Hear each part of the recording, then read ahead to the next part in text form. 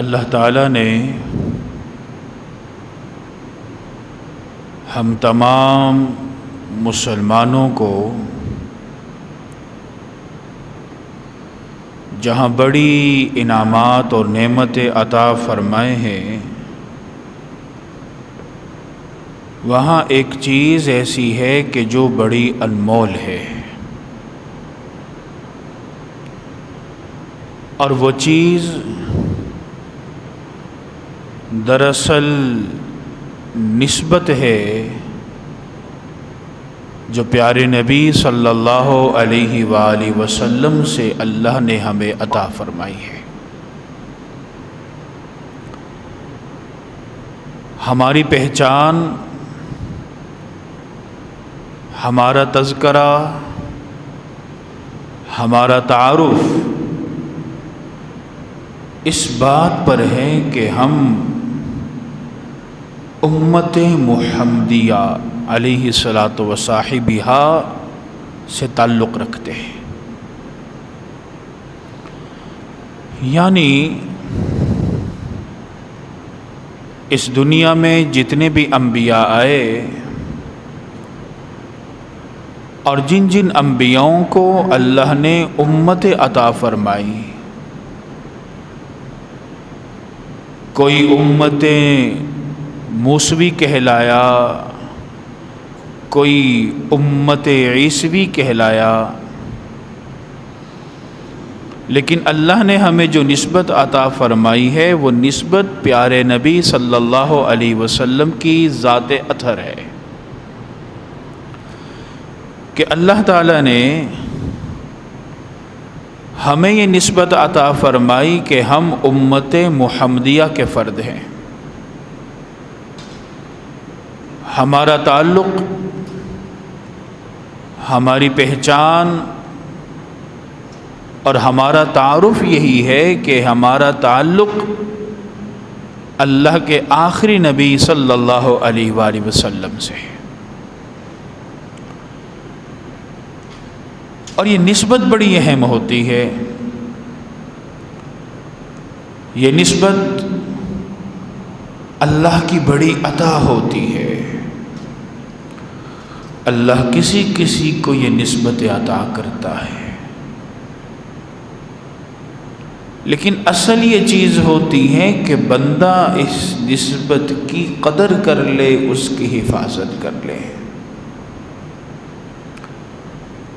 اگر اس کی حفاظت کرنے میں، اگر اس کی قدر کرنے میں بندہ ناکام ہو جاتا ہے تو یہ اس نسبت کی ناقدری کہلاتی ہے۔ ایک چھوٹی سی مثال آپ حضرات کے سامنے رکھوں۔ پیارے نبی صلی اللہ علیہ وآلہ وسلم نے فرمایا کہ من قتل دون مالہ فہو شہید، کہ جو بھی اپنے مال کو محفوظ کرنے کے لیے مال کی حفاظت کرتے ہوئے، لڑتے ہوئے مارا جائے گا، وہ شہید ہے۔ اب بندہ یہ سوچے کہ بھئی مال تو اللہ کے ہاں کوئی قدر و قیمت والا کوئی نہیں، یہ پوری دنیا اللہ کے ہاں مچھر کے پر کے برابر بھی نہیں۔ مال کی محبت اسلام اس سے منع کر رہا ہے۔ مال ایسی چیز ہے جو انسان کو گمراہ کر دیتا ہے۔ اب اسی مال کی حفاظت بندہ کر رہا ہے، لیکن آقا فرما رہے ہیں کہ وہ شہید ہے۔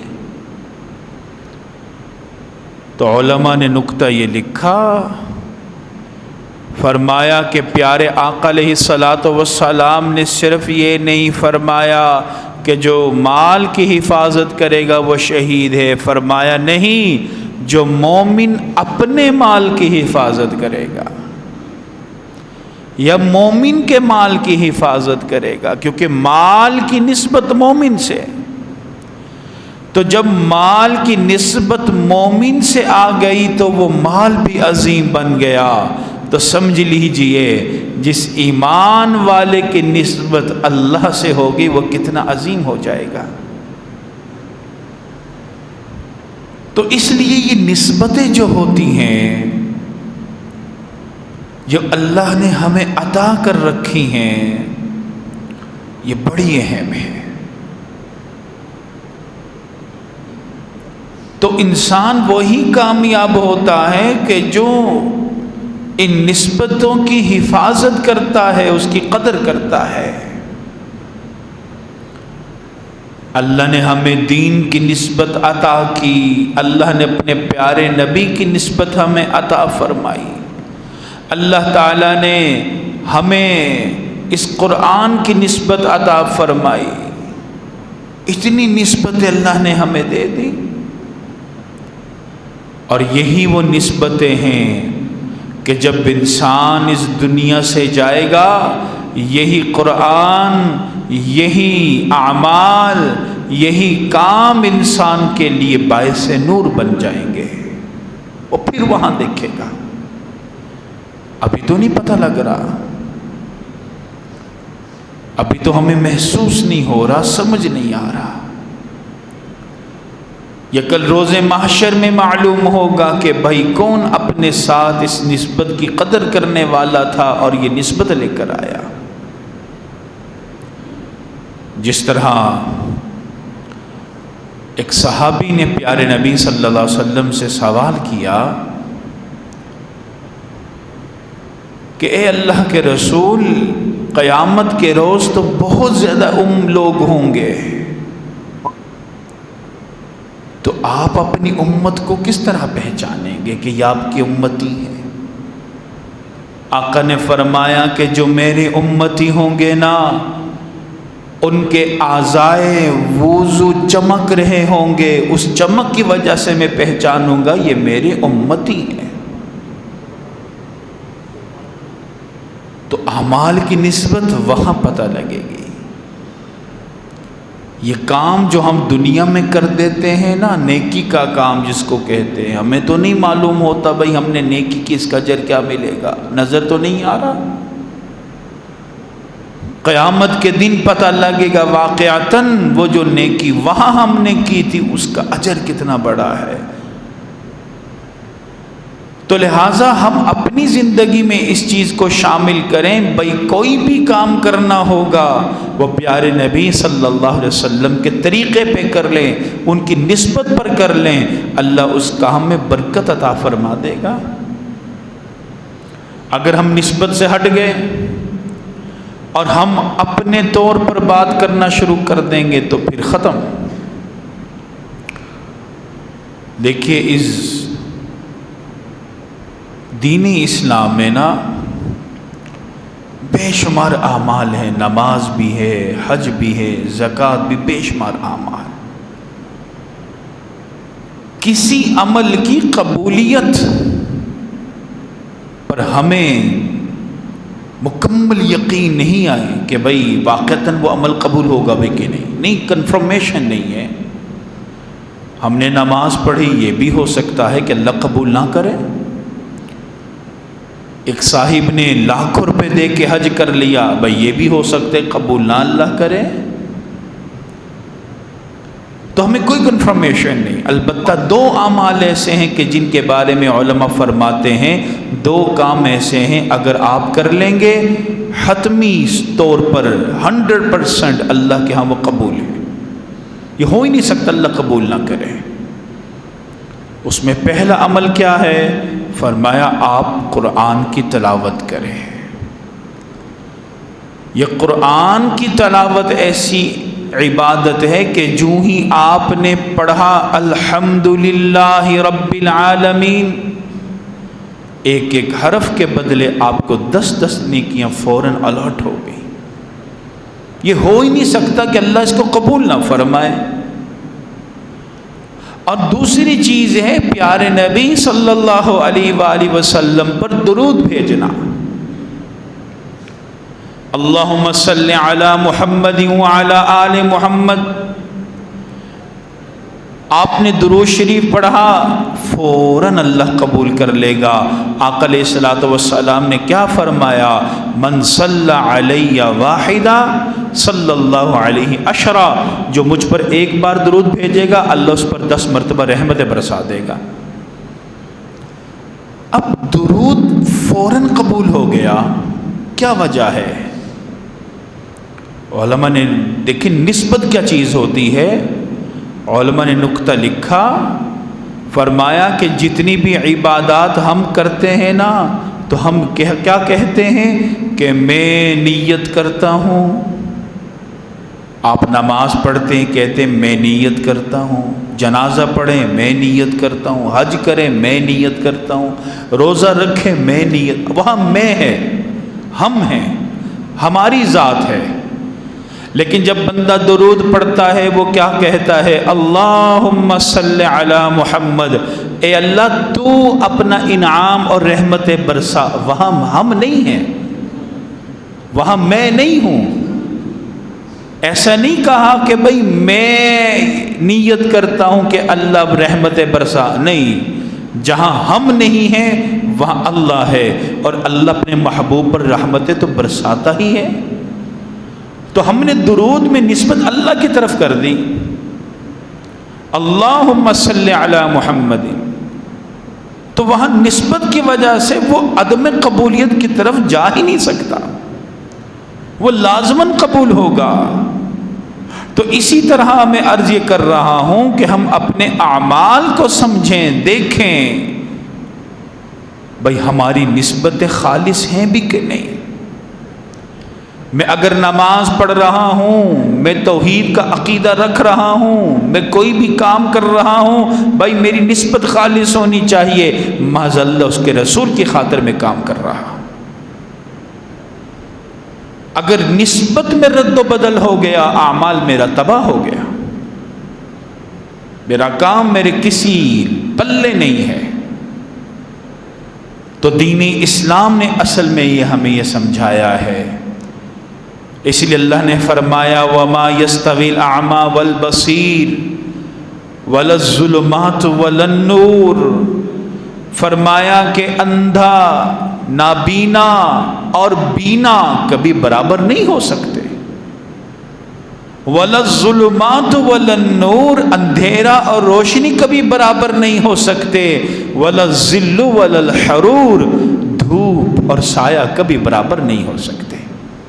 جب یہ برابر نہیں ہو سکتے تو اسی طرح ایک بندہ نیکی کرتا ہے، ایک بندہ برائی کرتا ہے، دونوں برابر نہیں ہیں۔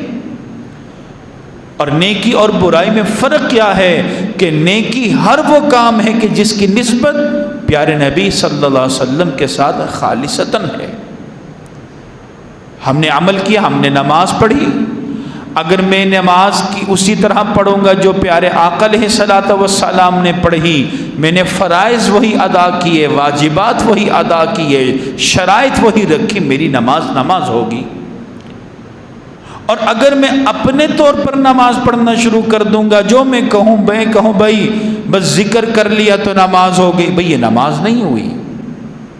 میرا کوئی بھی عمل اس وقت تک قابل قبول نہیں جب تک پیارے نبی صلی اللہ علیہ وسلم کے عمل کے ساتھ اس کی نسبت نہیں۔ جیسے آپ حضرات میں سے اکثر کاروباری حضرات ہیں،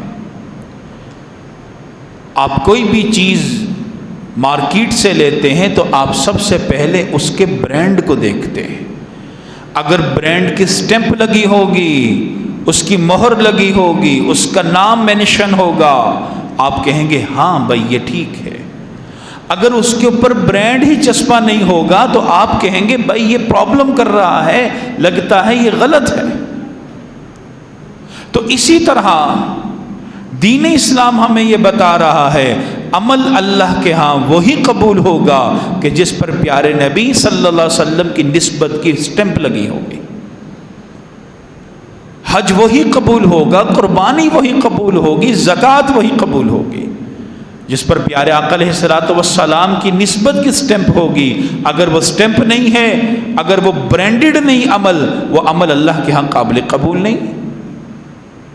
تو اس لیے دین صرف عمل پر زور نہیں دیتا، بلکہ عمل میں پیارے آقا علیہ الصلوۃ والسلام کی طرف نسبت رکھنا، اس پہ زور دیتا ہے۔ صرف نماز نہ پڑھیں بھائی، نماز اس طرح پڑھیں جو پیارے آقا علیہ الصلوۃ والسلام نے پڑھی۔ صرف حج نہ کریں، حج اس طرح کریں جو پیارے آقا علیہ الصلوۃ والسلام نے تلقین فرمائی۔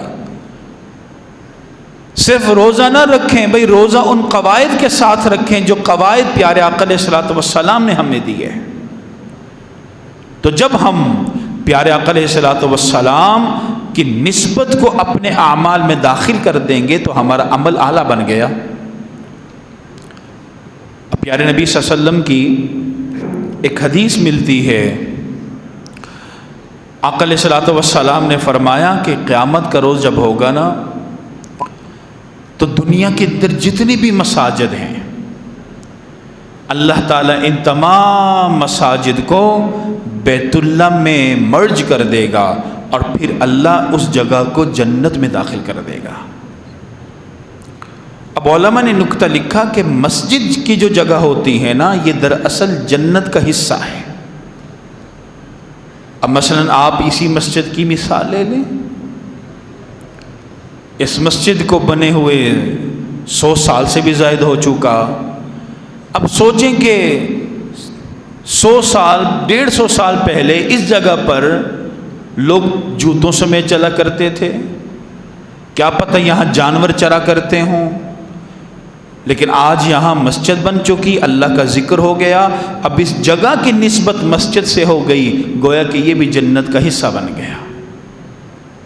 تو جب ایک جگہ جس کی نسبت اللہ کی طرف ہو گئی، اللہ کے ذکر کی طرف ہو گئی، اللہ کے گھر کی طرف ہو گئی، وہ جنت کا حصہ ہے۔ تو جس انسان کے دل میں اللہ رب العزت کی توحید بیٹھ گئی، جس انسان کے دل میں اللہ کی عظمت بیٹھ گئی اور اس انسان کی نسبت اللہ سے ہو گئی، وہ کیوں کر جنتی نہیں ہو سکتا؟ البتہ جنتی اب اس وقت ہوگا جب تک وہ اپنی اس نسبت کی حفاظت رکھے گا۔ کہ آج کل جتنے بھی فتنے پھیل رہے ہیں اپنے آپ کو ان فتنوں سے بچا کے رکھے، اپنی توحید پہ کمپرومائز نہ آنے دے، ختم نبوت پر کمپرومائز نہ آنے دے۔ اگر توحید اور ختم نبوت پر کمپرومائز کر بیٹھا تو نسبت تباہ کر بیٹھا، وہ جو مرضی نمازیں پڑھتا رہے، وہ جو مرضی زکوٰۃ دیتا رہے، اللہ کے ہاں کوئی قبول نہیں ہوگی۔ تو لہٰذا ہمیں ان چیزوں کو سمجھنا ہے اور ہمیں یہ کوشش کرنی ہے کہ اپنے آپ کو اعمال کے اندر لے کر آئیں، لیکن عمل وہی ہوگا جو پیارے نبی صلی اللہ علیہ وسلم کے ساتھ نسبت رکھے گا۔ اگر اس عمل کی نسبت نہیں ہے تو وہ عمل ہی نہیں ہے۔ بہرحال دعا کر اللہ تعالیٰ سے جو کہا جو سنا عمل کی توفیق عطا فرمائے۔ آخر میں ایک دو اعلانات ہیں۔ ایک تو بھائی ذیشان پرویز صاحب ہیں، ان کی صحت خراب ہے، انہوں نے آپ سے دعا کی گزارش کی ہے۔ اسی طرح بھائی عمر، ان کے والدہ انتقال کر گئی ہیں، انہوں نے دعائیں مغفرت کی گزارش کی ہے۔ سب کے لیے دعا کریں، اللہ تعالیٰ بیماروں کو شفا عطا فرمائے اور مرحومین کو جنت میں اعلیٰ مقام عطا فرمائے۔ آخر دعوانا ان الحمد